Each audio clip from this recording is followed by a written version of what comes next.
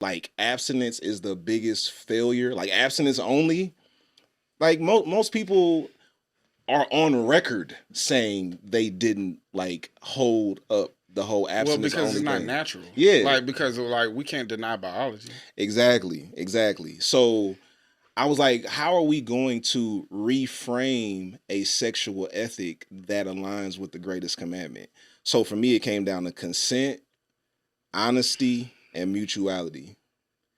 I don't care who you have sex with, as long as you're consenting adults, that you're honest about your engagement, and that there's a mutual exchange there, that all parties are receiving pleasure in some way. So I don't care if you married, you unmarried, you in a monogamous relationship, you in a non-monogamous, you polyamorous, you polygamous, you're asexual and you're not really interested at all, you lesbian, you gay, you pansexual, I don't care. Consent, honesty, and mutuality. Because now we gotta really like deal with the sexual coercion that happens, the sexual assaults that happen. Because now it's not just you're not supposed to do it. Now we gotta have a real conversation because a lot of people confuse sex and violence. Yeah, yeah, You know, like sex is not violence and violence is not sex. for sure. When there is a matter of sexual violence, violence is the foundation of the interaction. It just has a sexual overtone. Right. But a lot of people don't know the difference between sex and violence because they were introduced to sex Through violence. And also it's reinforced when our media, especially rap, is so violent about sex. Yes. What you mean you're gonna beat the pussy up? Like what you mean? Listen, That doesn't sound like anybody's having a good time here. growing up, and it's probably still to this day, I could recite all the lyrics of Slob on My Knob. Oh, you throw it on right now. Right now. Yeah. Right now. And I like thinking about it, it's like, damn, that's some a crazy shit raunchy- we was saying. Yo, my nigga, that's a raunchy ass song. That's some crazy shit we was singing. Yeah, that shit. It's violent. It's violent in its nature. Yeah. Yeah, but I think one of the bigger things, and that's something we don't like to talk about in our community. We like to address the hypersexuality. We don't like to address the root cause of it. Mm-hmm. And I'm just in a constant conversation. Like I think for me, it's some of that. I have my foundational pillars.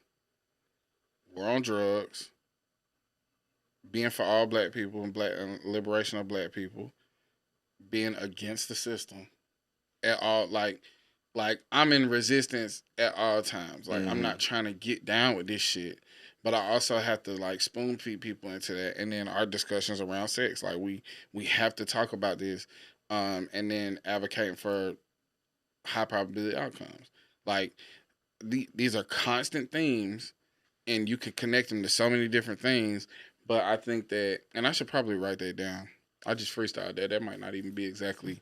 I should probably. I think that would be good. Yeah. Yeah. It's recorded. You know what I mean? But I think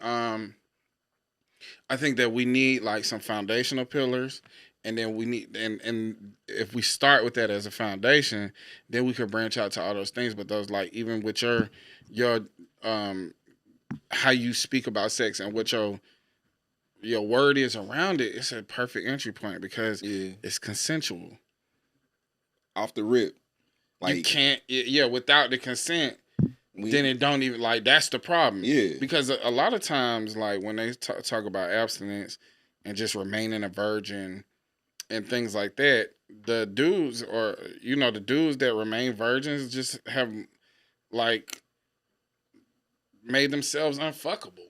Like, you just lame. Like, I don't want to be around your ass. You talking about virginity is cool. That is exactly what I'm thinking. Come on, guys. Virginity is cool. It's like, bruh, yeah, I bet it is when you ain't got no choice. Yeah. And then we have an influx of incels.